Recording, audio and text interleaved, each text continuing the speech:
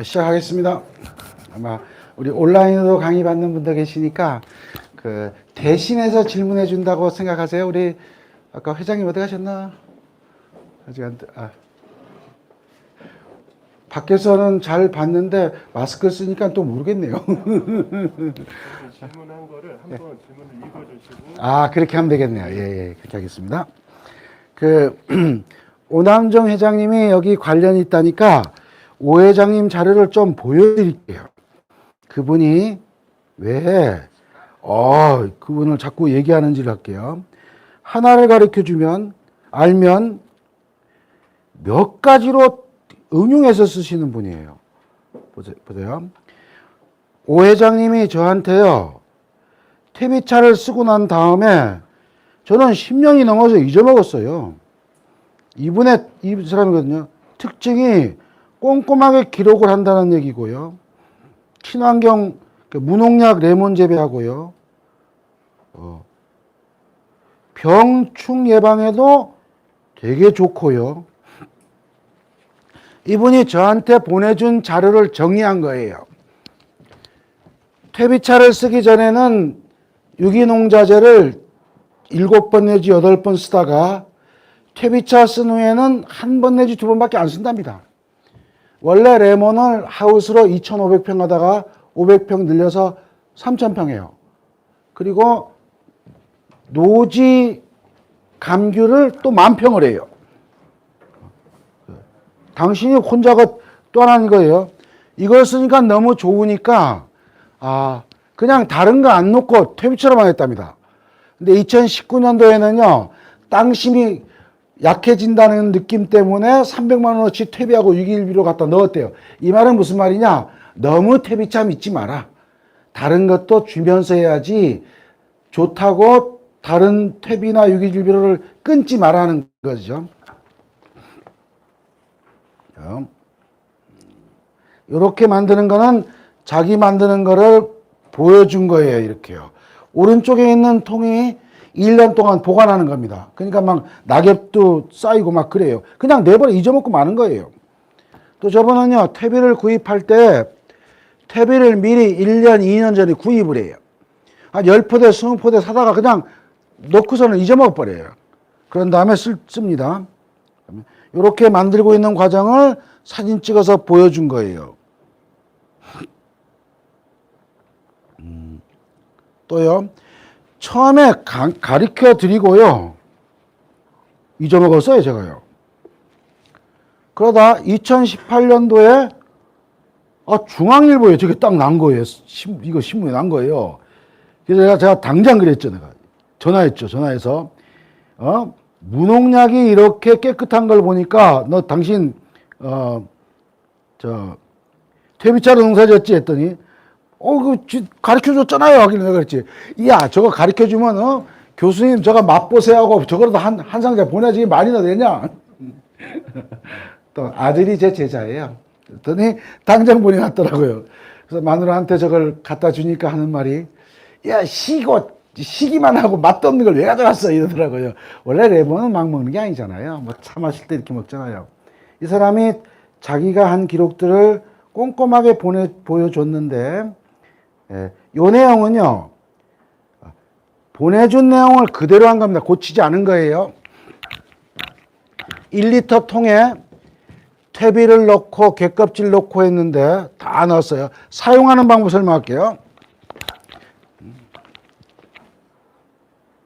이런 거예요.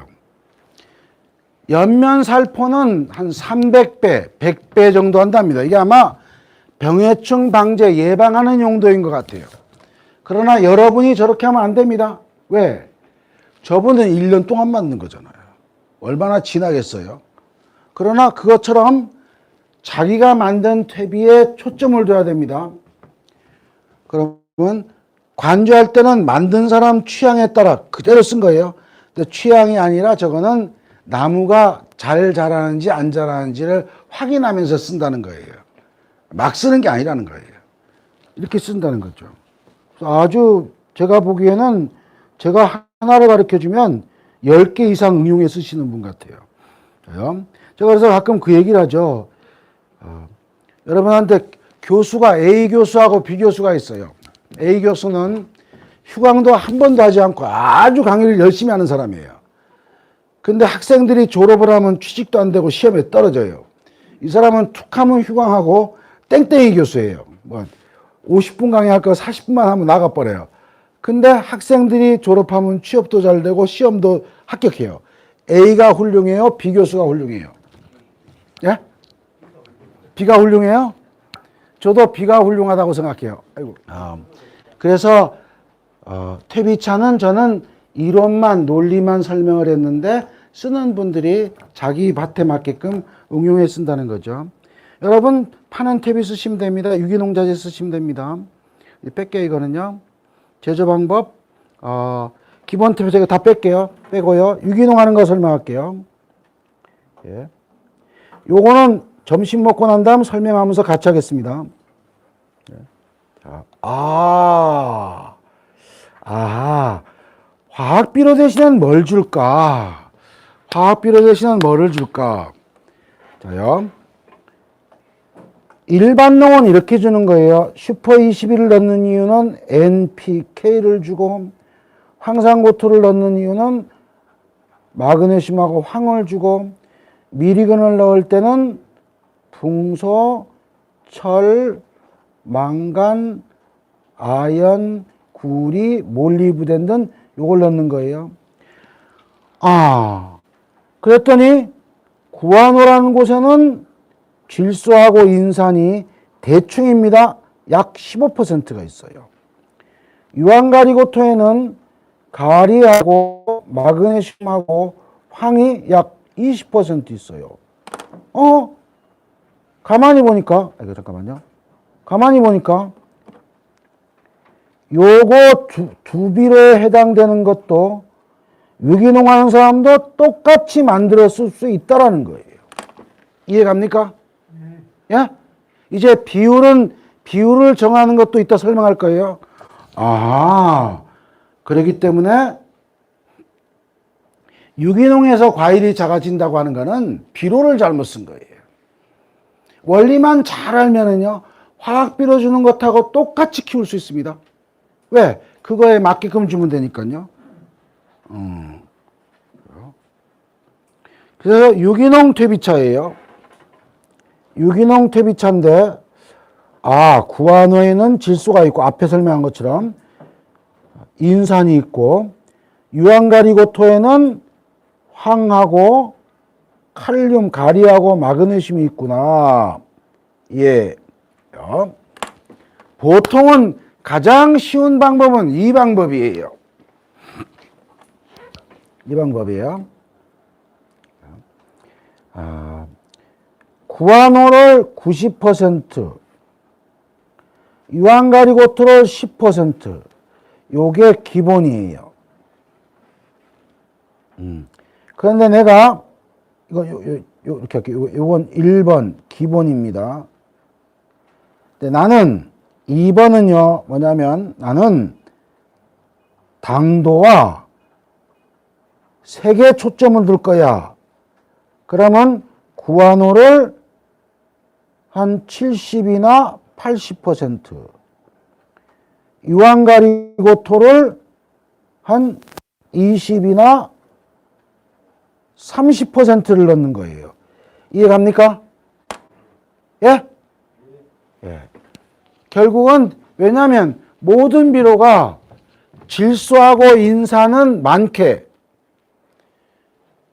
마그네슘하고 황은 그보다 좀 작게 5분의 1이나 10분의 1 이렇게 준다는 거죠. 난 잘 커야 돼. 그러면 구안호가 비중이 많게, 색깔이나 당도에 좋으려면 유황가리고토를 조금 비중을 좀 높여서 10% 정도를 20이나 30, 구안호를 70이나 80입니다. 양은 이따 설명할게요. 양은요. 내가 이걸 만들 때요, 이렇게 만들 수도 있어요. 구안호를 900g. 이해갑니까? 그럼 유황가리고토는 얼마예요? 100g. 그러면 그냥 평범한 것. 근데 내가 여기다 구안호를 700g, 유황가리고토를 300g. 그러면 뭐에 초점을 둔 거예요? 색하고 맛, 당도 여기에다 초점을 둔 거예요. 이해 갑니까? 예. 그 다음에 영양제 만들 때 다시 강의할 건데 그때는 얼마를 주면 좋고 야 나 처음부터 이걸 넣으면 냄새도 많이 나고 좀 걱정이 돼. 그러면 다 만든 다음에 넣는 방법도 같이 설명하겠습니다. 알았습니까? 혹시 지금 하는 거 이해 안 되시는 분 있어요? 이해 안 되시는 분이요? 없어요? 지나갑니다. 야, 아하. 그러니까 결국은 퇴비차 제조할 때 넣는 방법도 있고 저게 힘들어. 그러면 난 제조 후에 넣을 거야. 그러면 다 만들어 놓은 다음에 구안호하고 유황가리고토를 만든 곳에다가 넣는 거예요. 근데 그거는요, 조금 지나서 다시 설명할 겁니다. 요 정도만 하세요. 우리 사과에도 선충이 있어요? 없어요? 많아요? 그래요? 진짜예요? 그러면요, 여기다 저걸 만들 때, 갯껍질 가루를 넣는 거예요. 갯껍질 가루. 아까 오남종 선생 여기에 갯껍질을 넣었어요? 안 넣었어요? 잠깐만요. 어디 있더라?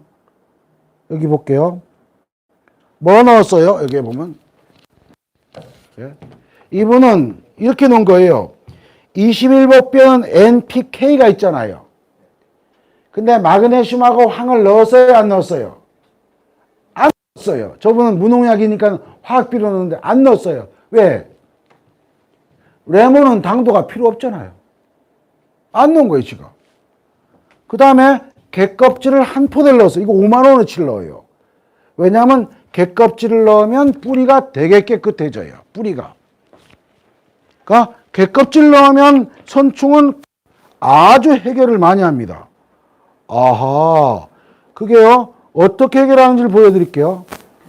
갯껍질 가루가 선충에 좋은 이유를 설명하죠.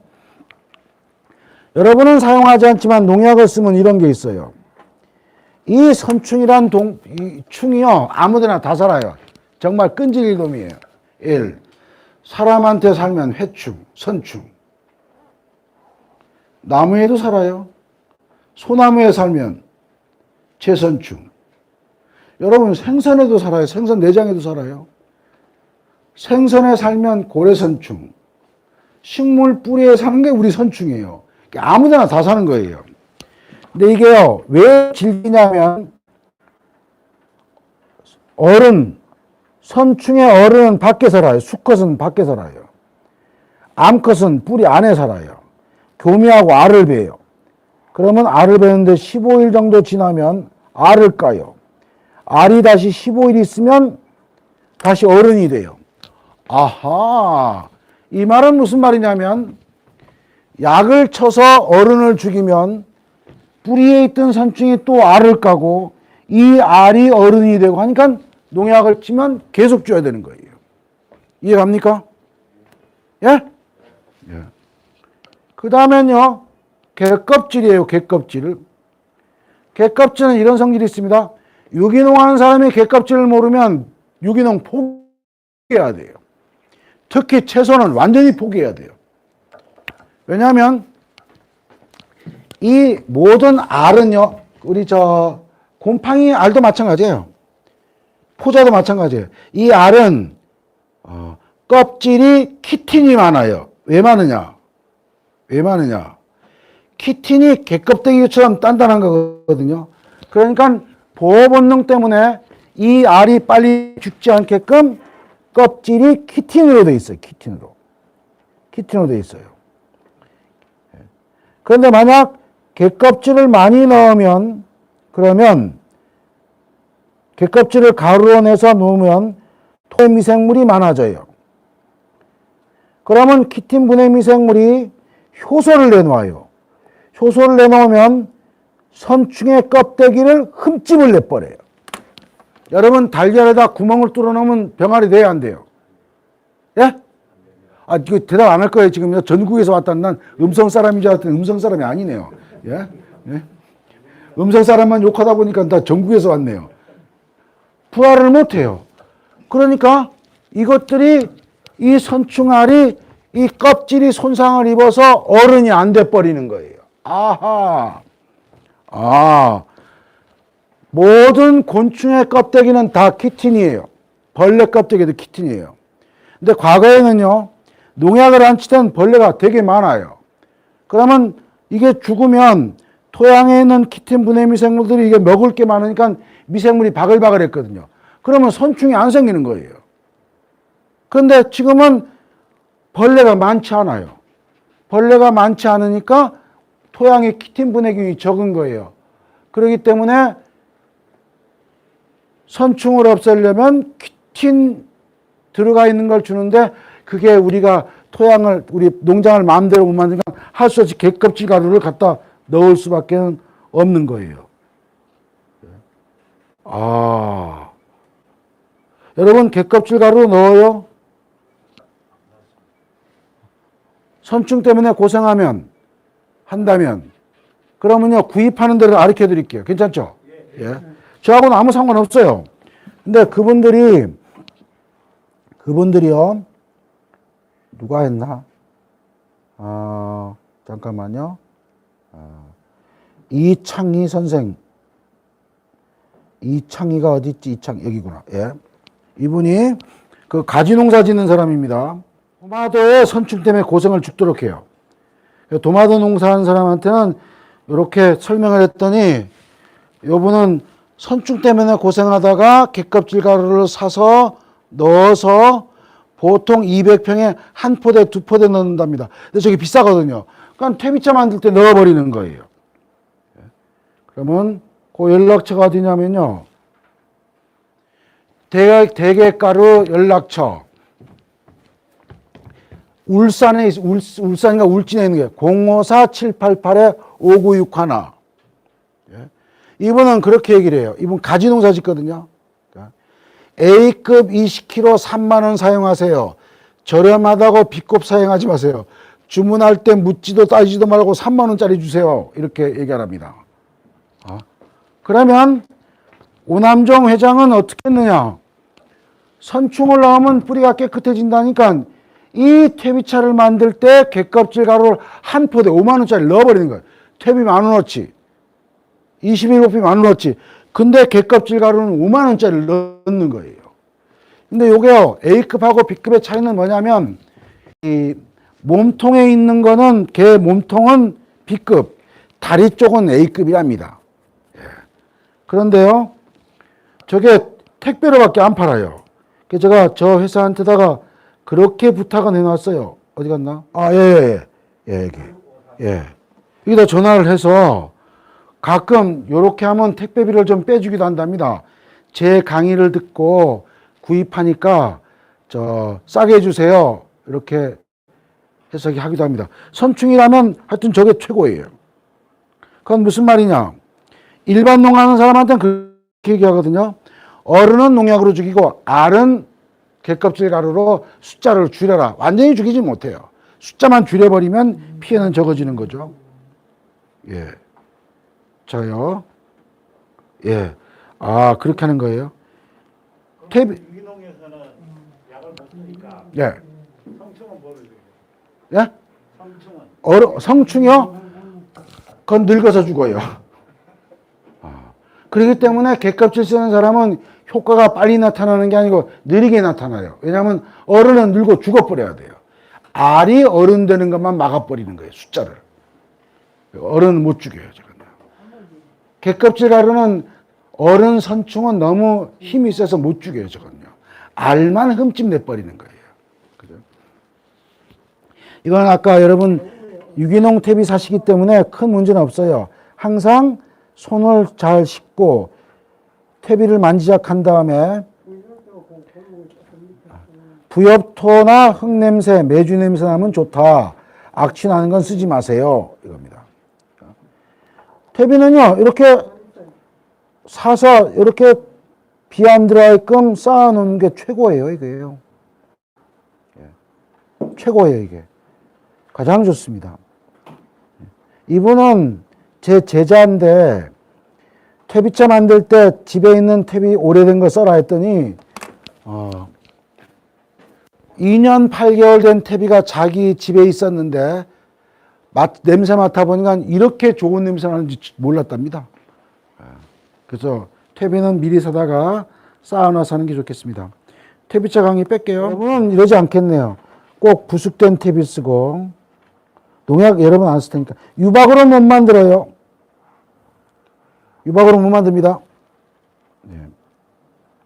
실습하는 계기도 빼겠습니다. 퇴비차 준비물, 예, 요건 중요하겠네요. 무조건 통. 여러분 꼭 큰 25마리짜리 통 아니래도 돼요. 시장에서 파는 쓰레기로 쓰는 100리터짜리 통이 있죠. 100리터짜리. 그거 써도 돼요. 그 다음에 완숙 퇴비는 있는데 이 중에서도 완숙 퇴비도 개분하고 돈분이 골고루 섞인 게 좋습니다. 보자기는요, 한약 추출 보자기. 저거 쓰시면 돼요. 큰 것도 있고 작은 것도 있는데 작은 거를 여러 개를 사서 나눠서 넣는 게 더 좋답니다. 기포기는 요거 쓰면 돼요. 어떤 것도 상관없어요. 요것도 괜찮고 다 괜찮아요. 그냥 보통 한 3만 원짜리 쓴답니다. 공기를 많이 불어넣으면 퇴비차가 빨리 됩니다. 히터도요, 돼지꼬리 히터 갖다 쓰면 돼요. 뭐 3만 원, 4만 원 한답니다. 요거 쓰고요. 어떤 분은 이게 한 3, 4년밖에 못 써요. 저기요, 사가버리거든요. 그래서 스테인러스 좀 비싼 거 10만 원짜리 사서 쓰는 사람도 있습니다. 벽시바라기 쓰는 사람도 있습니다. 그래서 볼게요. 저요. 아하. 경험이 쌓이면 퇴비차를 만들 때 넣어요. 왜냐하면요, 이때 갯껍질도 이때 넣어버리는 거예요. 그러면 냄새 나기도 해요. 그런데 온도하고 기포기 조절하면 없어져요. 포도당 넣기도 하고 비료 넣기도 해요. 유기농 자재도 넣어요. 그러면 이게 미생물이 먹고 뱉기 때문에 효과가 더 커요. 아, 근데 나는 이게 겁나. 그러면 맹탕 퇴비만 놓고 만든 다음에 희석해서 쓸 때에 타서 쓰는 거예요, 여기다가. 이해갑니까? 이해갑니까? 여러분, 구아노 써보세요. 구아노? 예? 쓰시는 분. 랑베나이트 쓰시는 분. 유황가리고토. 예. 그거를요, 여기에다 넣으면 그냥 찌꺼기가 생겨버려요. 그러니까, 여러분 집에 가면 사모님한테 이거 물어보세요. 이런 멸치다시 팩을 팔아요, 이거요. 이거 농협에도 팔고 다이소도 팔고 다 팔아요. 여기에다 구아노하고 랑베나이트를 넣고 묶어가지고 그냥 잘 저으면 건더기는 저 밭에다 뿌려버리고 국물만 쓰면은 여기 있는 건 다 녹아나는 거예요. 이해갑니까? 예. 그렇게 하면 이거는요, 용도가 되게 좋아요, 이거요. 나 유기농 연면 시비 만들고 싶어. 그러면 구안하고 유황가리고토를 넣어서 딱 넣은 다음에 잘 흔들어서 녹인 다음 건더기는 밭에 뿌리고 국물만 연면 시비 하면 되니까요. 때문에 이거 아주 용도가 좋습니다. 아, 그러니까 내가 간장을 만들 때 메주를 쏴서 발효시키는데 퇴비를 잘 발효시키고 발효시킨 퇴비, 발효시킨 메주, 이게 간장을 만드는데 여기 간장 만들 때는 찝도 넣고 왕개도 넣고 찝도 넣고 고추도 넣고 숯도 넣는 것처럼 내가 퇴비차를 만들 때도 나한테 필요한 거 이론적으로 생각했을 때 도움이 된다는 걸 같이 섞어서 만들어도 아무 상관이 없다는 거예요. 단지 냄새가 조금 났는데 그거는 온도계나 히터나 공기를 불어넣으면서 조절하면 된다.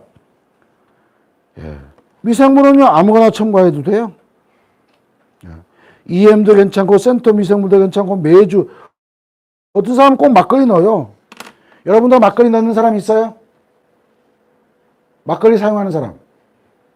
대답 안 할 거예요? 안 써봤어요? 지나갈게요, 그럼요. 설명해 드리려고 그랬죠. 당밀이나 포도당이나 설탕이나 아무거나 넣어도 돼요. 예. 예. 여러분, 무농약 하는 사람은 요 내용은 나중에 설명 방법은 끝낼게요. 사용하는 방법으로 갈게요. 제조하는 방법 중에서 질문할 거 있어요?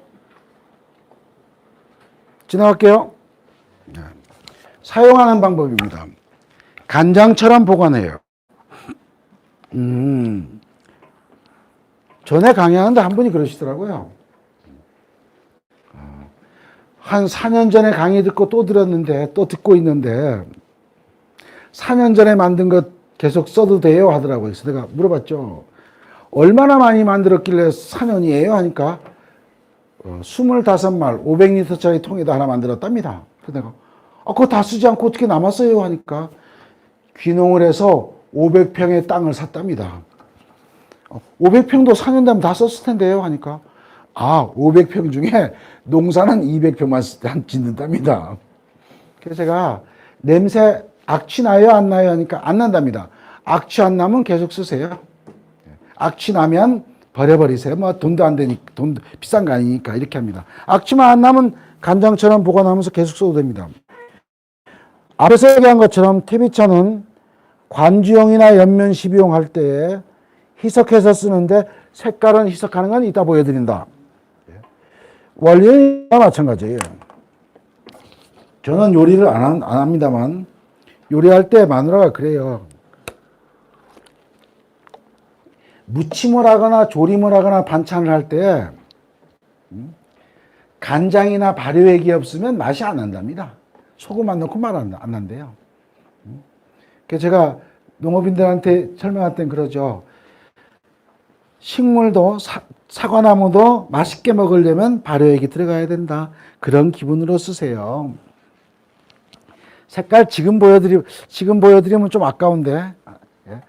색깔 더 많이 우러나왔죠. 이거요. 이건 기폭이 제가 싼 거에서 좀 공기가 적게 나오는 거거든요. 많이 나오면 더 빨리 돼요.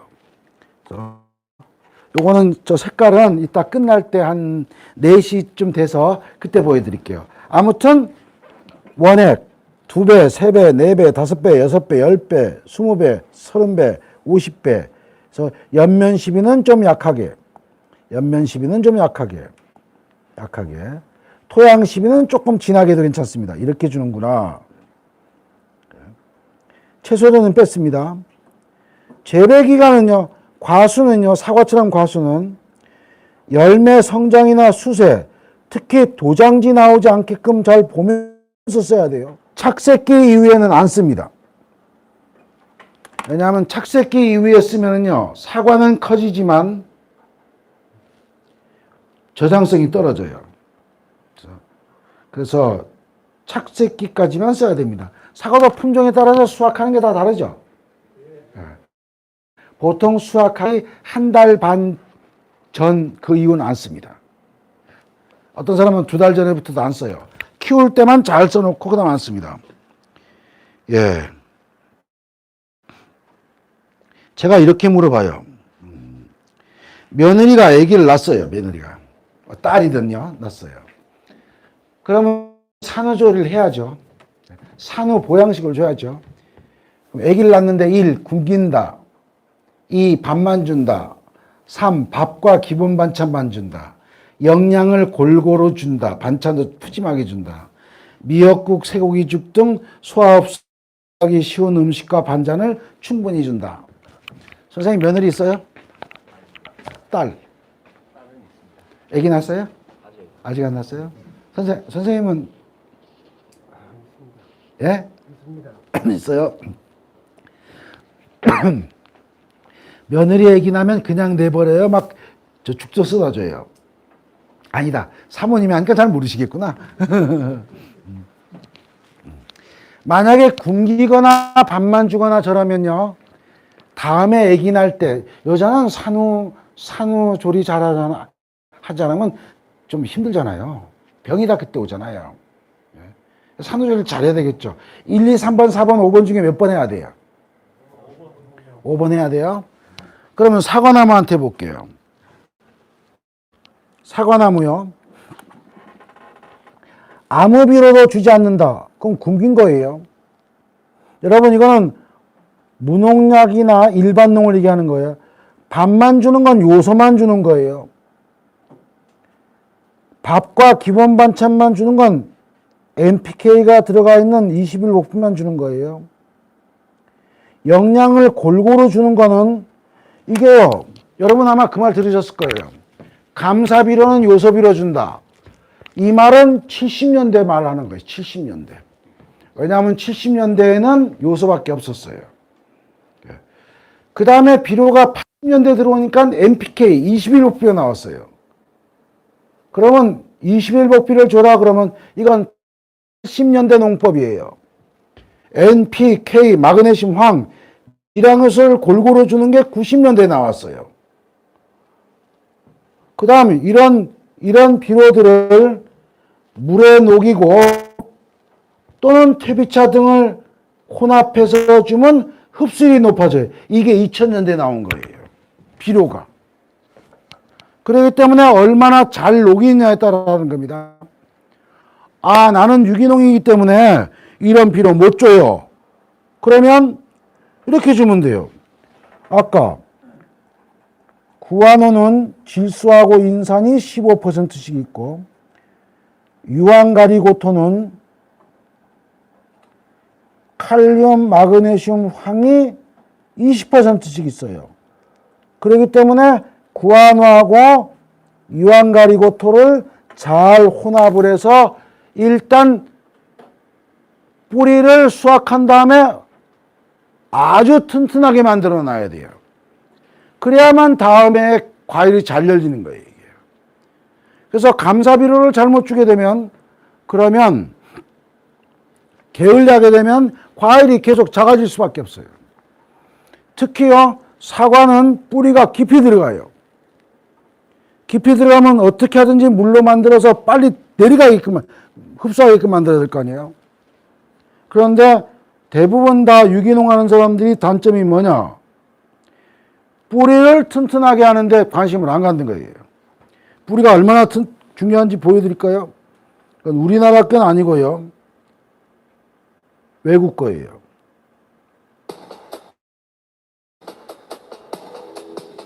이건 사과가 아니라 채소예요. 그러나 견줘서 생각하게끔 하겠습니다. 뿌리가 나와요. 이 뿌리는 아무짝에 쓸모없는 뿌리예요. 그냥 뚫고 들어가는 거예요.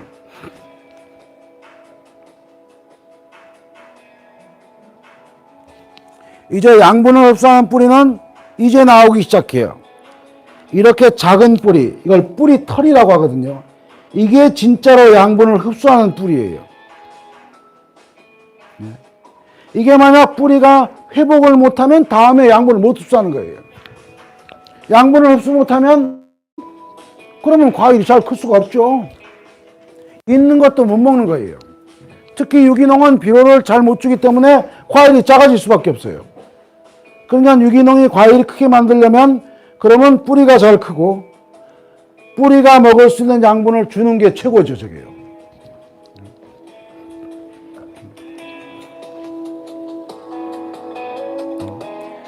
뿌리가 크면은요 뿌리 끝에서 나오는 것이 그걸 골무라고 해요. 골무예요. 골무에 이건 뚫고 들어가요. 여러분이 눈으로 보이는 뿌리는 양분 흡수 못해요. 눈으로 안 보여요. 이게 아주 확대시킨 거예요. 그렇기 때문에 이런 말을 하죠. 나무 지상부를 보고 나무를 판단하면 그거는요 하수예요. 하수. 뿌리를 딱 파서 뿌리를 보는 사람이 고수예요. 이 나무 잘 키웠냐면 지상부 보는 게 아니에요. 뿌리를 딱 파서 뿌리가 튼튼하냐 안 튼튼하냐를 돋보기로 보는 사람이 그게 고수예요. 고수. 뿌리만 튼튼하면은요 지상부는 저절로 잘 클 수밖에 없어요. 그러니까 여러분들이 유기농을 하면 이 잔뿌리를 잘 키우고 이 뿌리를 통해서 양분을 잘 흡수하게끔 만들어주는 게 최고라는 거죠.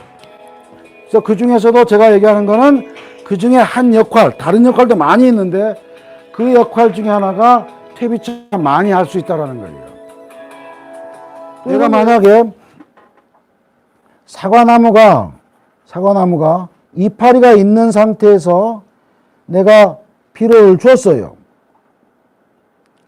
그러면 이파리가 있는 상태는요, 수분이 날아가요. 수분이 빨려가요. 빨려가요. 그러면 토양에 있는 수분을 먹어요.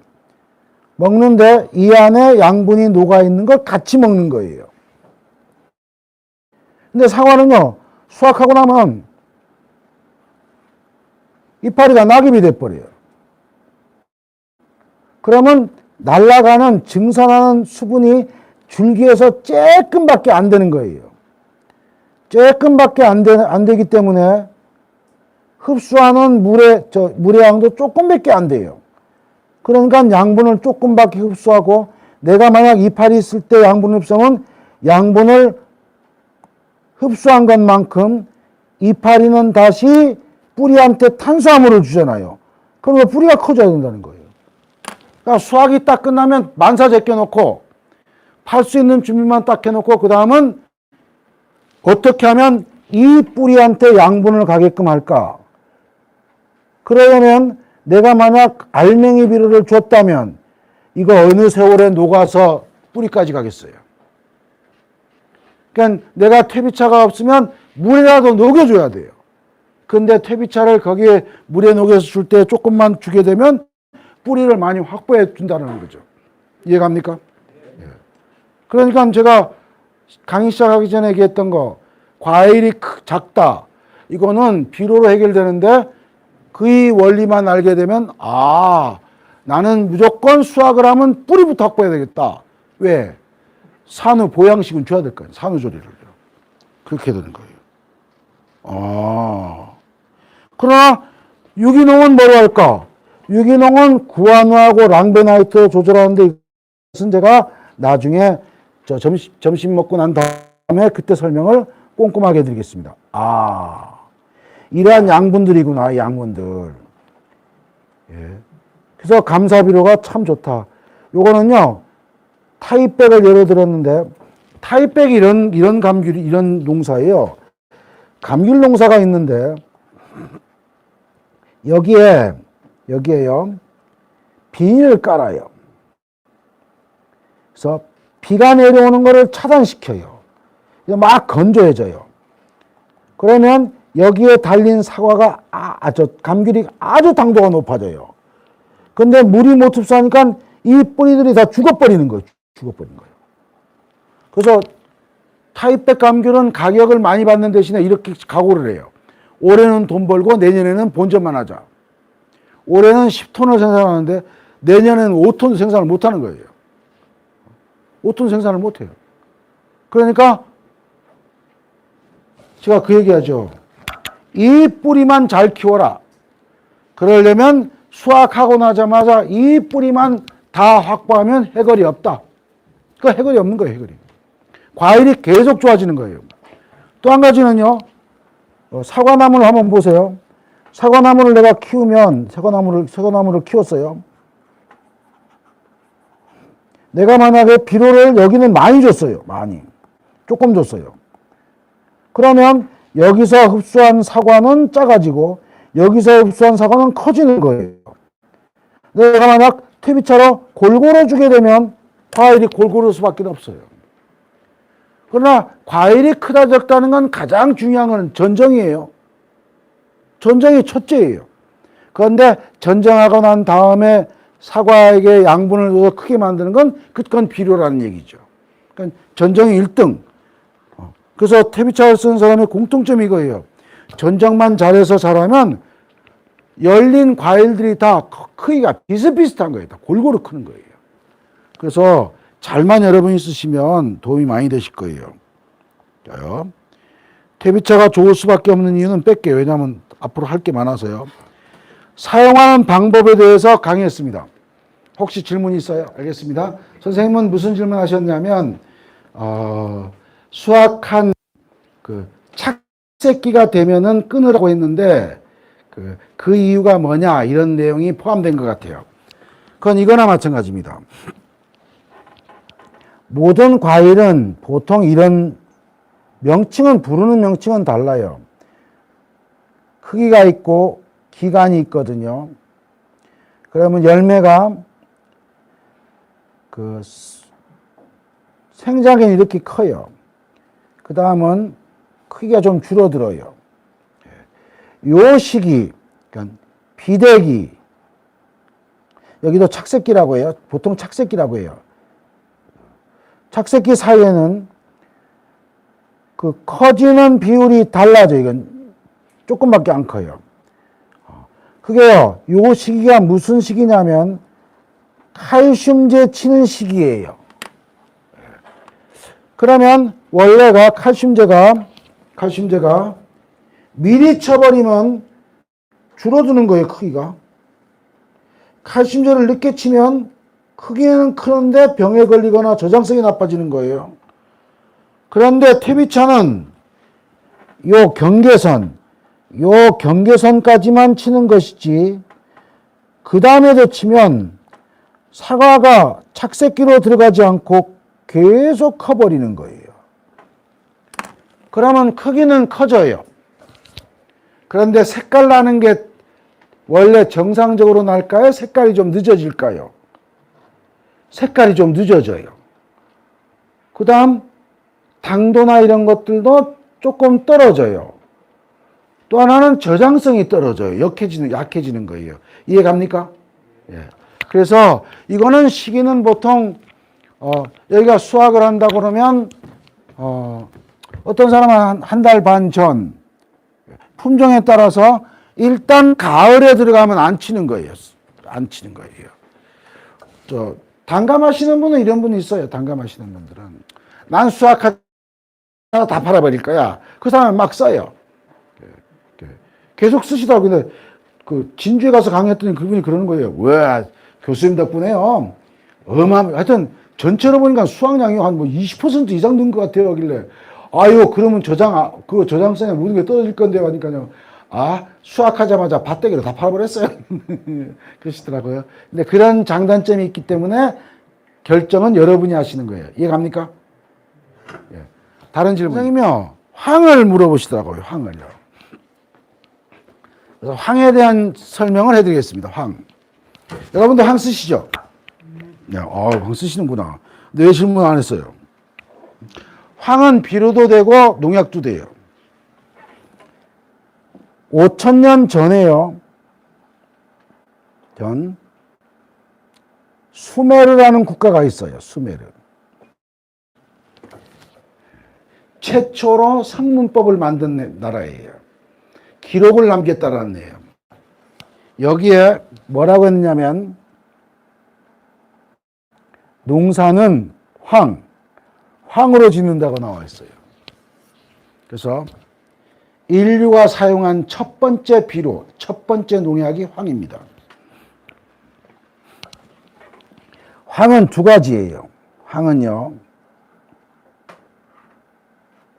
수용성, 물에 녹으면 이거는 비료예요. 그래서 유황가리고토가 물에 녹는 거예요, 저게. 물에 녹아요. 그래서 유황가리고토는 살균력이 없어요. 그 다음은요, 불용성이에요, 불용성. 이거는 농약으로 써요.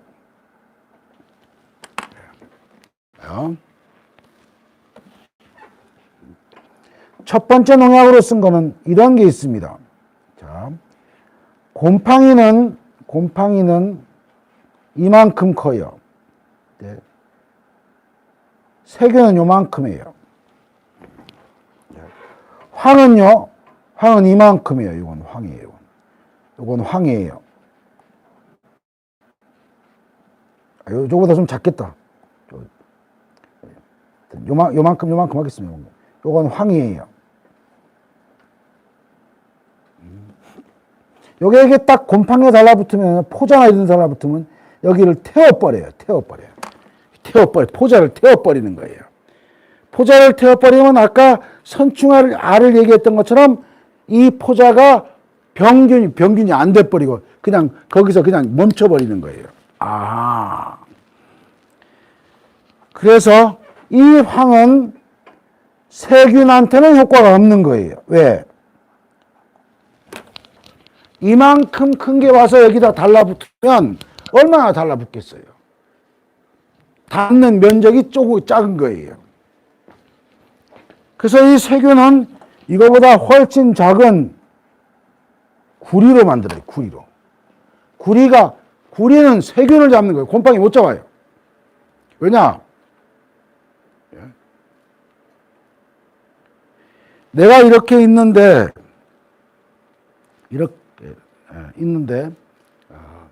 구리는 곰팡이한테 못 잡는 이유가 개가 딱 물면 내가 상처를 입지만 개미가 물면 상처 안 입잖아요.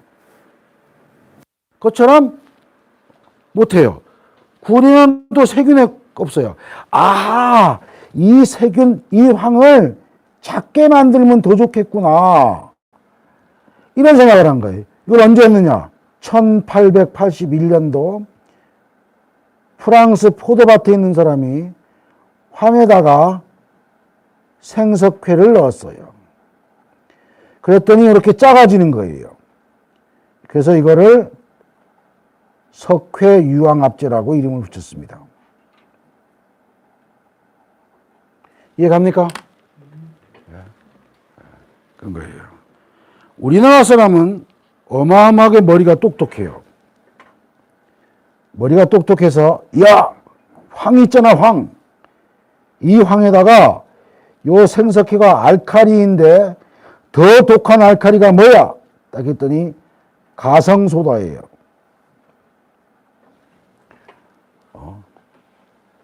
그런 다음에 이걸 섞으니까 막 가스가 막 나오는 거예요.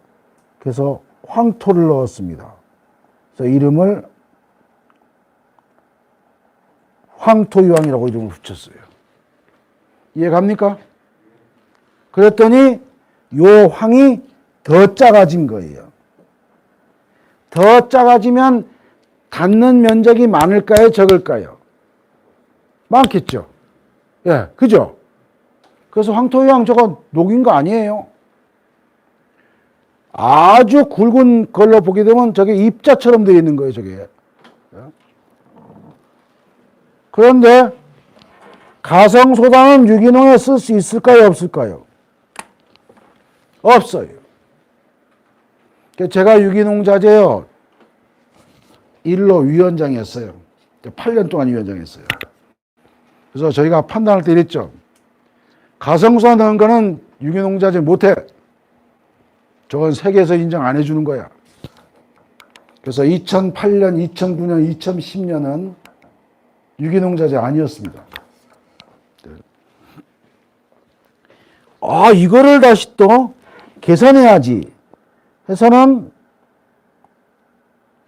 똑같이 만들고, 야, 가스가 많이 나오고 무슨 단점이 있어. 그래서 여기다가 맥반석을 넣었습니다. 이게 자담유황이에요. 이해갑니까? 이야, 나는 또 여기다가 다 넣고 여기다 난 비료를 조금 넣을 거야. 그게 모두 싹이.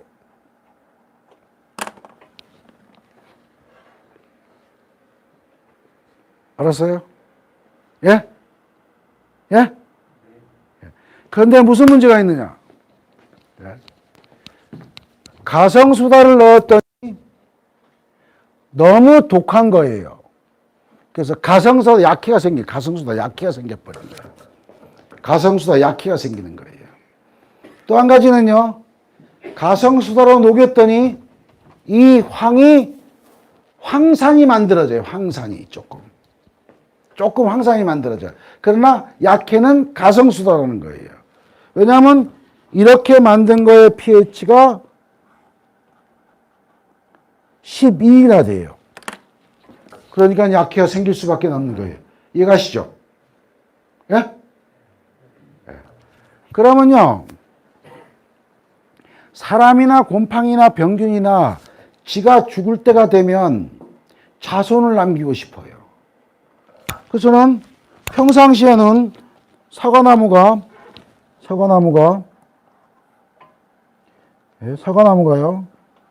이파리들이 막 있잖아요. 그러니까 여기 있는 곰팡이 병균들이 지가 먹을 게 있으니까는 그냥 잘 살다가 이게 낙엽이 되면 여기에 있던 병균들이 그 생각을 하는 거예요. 자손을 만들어야 되겠다. 그래서는 지가 포자들을 막 만들어 놔버리는 거예요, 이걸요. 그런데 저 포자들이 그냥 내버리게 되면 다시 봄이 돼서 이파리가 나면 이제 먹을 게 많거든 무학병균이 막 생겨버리는 거예요. 그러니까 동계방지를 해야 되는 거예요, 동계방지를. 뭘로? 이 곰팡이를 죽이려면 구리로 안 되는 거예요. 그러면 석회용합제는 되겠네? 돼요. 그런데 더 독한 건 뭐예요? 가성수다 집어넣은 황토유황이나 자담유황이나 모두싹이라는 거예요. 그래서 아예 나무가 죽느냐? 이걸 죽여야 되잖아요. 그러니까 여기는 이파리가 있고 사고가 있으면 막 조절할 텐데 그러지 않으니까 일단 병이 안 생겨야 되니까 진하게 줘버리는 거예요. 진하게. 농도를 높게. 한 500배, 한 300배도 써버리죠, 여러분요. 예? 왜? 그 다음에 병균을 없애려고. 그렇게 준 거예요. 선생님, 사장님, 이해 갑니까? 그러나 효과는 석회유황합제가 좀 떨어져요. 그러나 저건 정상적인 거예요, 저거는요. 그러나 가성수는 보통 독한 거 아니에요, 저게요. 외국은 저거 유기농자 취급 안 해요. 근데 지금 박사님 말씀해 주시는 게 월동기는 이해가 되는데 근데 이제 보통 생육계들 칠 때 굉장히 배수를 낮게 치잖아요. 그럴 때 효과가 있는 건지 한번. 그래도 효과가 있어요. 어디에 효과가 있느냐? 주로 곰팡이 병균 중에서 흰가루병이에요. 그러나 약해가 많이 난다는 거예요. 그 약해가 뭐 때문이냐? 저게 pH가 더 높은 가성수다가 써버리.